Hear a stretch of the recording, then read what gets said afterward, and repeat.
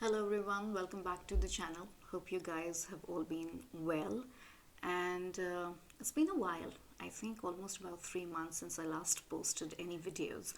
But this has given me time to catch up on a lot of content which otherwise I was not able to. And I came across this series called The Alienist, and it's the kind of action thriller genre which is not very common, and a lot of content is not available in this specific subgenre of period crime thrillers. And that's the reason I first watched the series the season one, and I wanted to talk about it. And I would be reviewing season two because that's what I have watched recently. It's all fresh in my mind. So, and it does not matter if you haven't watched season one. You would, as soon as you step into the first episode, you'll know it all, how it's all working. But it helps, and if you have watched the season one, though it's not necessary. So let's go and review season 2 for The Alienist. Okay, so an alienist is an archaic or an old term for a psychologist. And a lot of us, we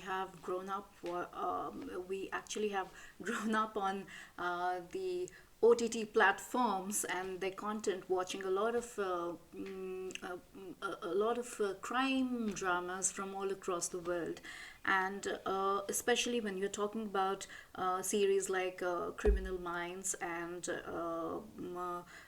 there is another series which is from different countries, and they have their own version of it. I'll put the name of the series down there. It's available on Netflix. It completely slips my mind. But basically, it's not just following the crime, but also the psychology of the criminals. And a lot of us find it very, very interesting, and approaching crime and criminals from the point of view of psychology and why of the crime dramas.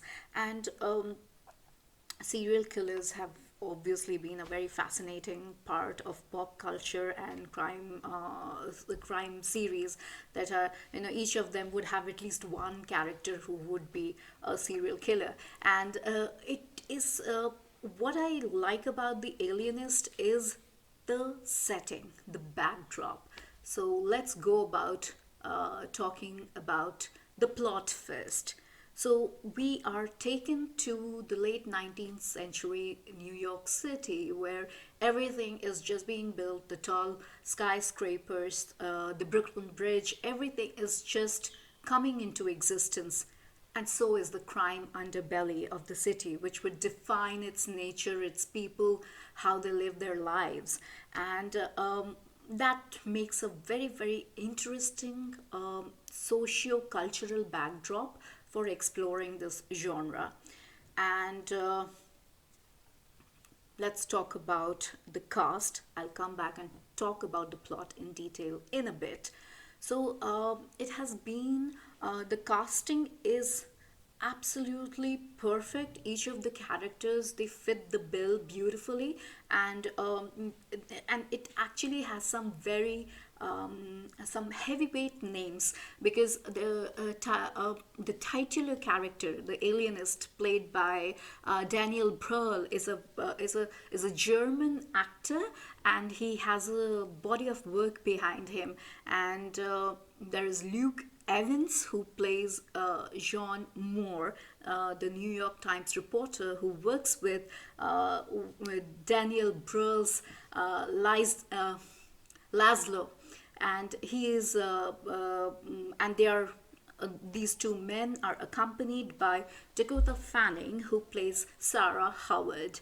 And for me, one of the most important part is the beautiful sketching of the woman character, and they are powerful. In no way they are just an afterthought or addition to the storyline for the diversity maintenance case, and they bring a lot to the table with their performances, and the writers bring a lot of to the table with the way they have sketched out these women characters.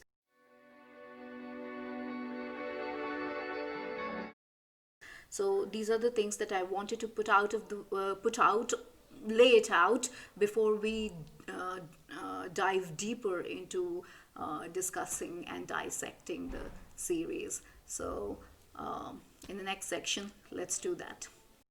So in the first season, Laszlo, the alienist, played by Daniel Brühl, was the pivotal character. But as season one progressed, Dakota Fanning, Sarah Howard came forward as a very formidable character, and a very promising one, which was thankfully explored more widely in the second season. And here she is the hero, she is the one who is driving everything, and the two men are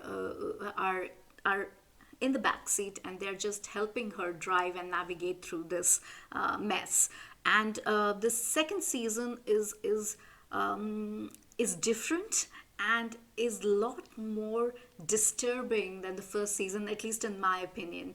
And if you do not want any spoilers, I would suggest stop watching right here and go to your Netflix account, log in, watch the series, and then come back and watch this review further, because from here on I'll be talking about the spoilers. And I would try to keep it to the minimum, but yes, can't promise anything.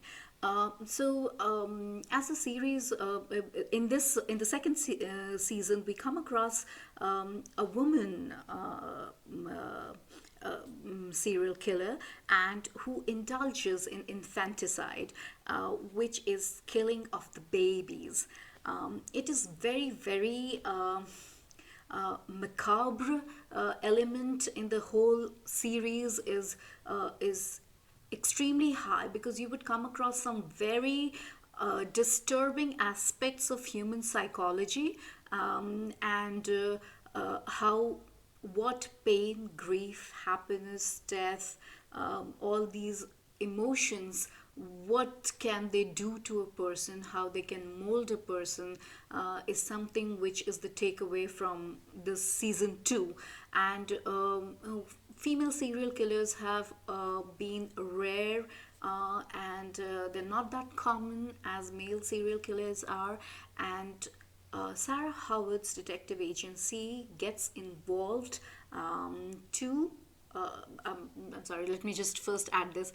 In this second season, Howard, who is now no more working for the New York Police Department, has now opened her own detective agency where she's taking up cases, and she starts off by old ladies, old dowagers who come to her detective agency to asking her to catch the stealing servants from stealing their silver, and basically to tell that she was at a very she was struggling with her detective agency, as no worthwhile cases were coming their way, until she was contacted by the rich Spanish diplomat in New York City, because their infant goes missing.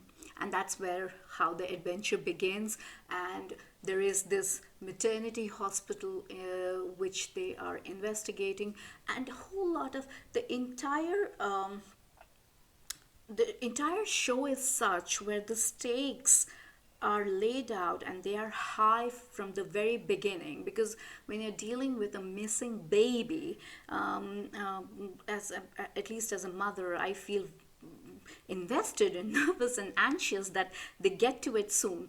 But the one problem with the series is that it tends to take things painfully slow at certain junctures, important junctures, where if things would have been snap, snap, snap, it would have made for a tighter and a better watch.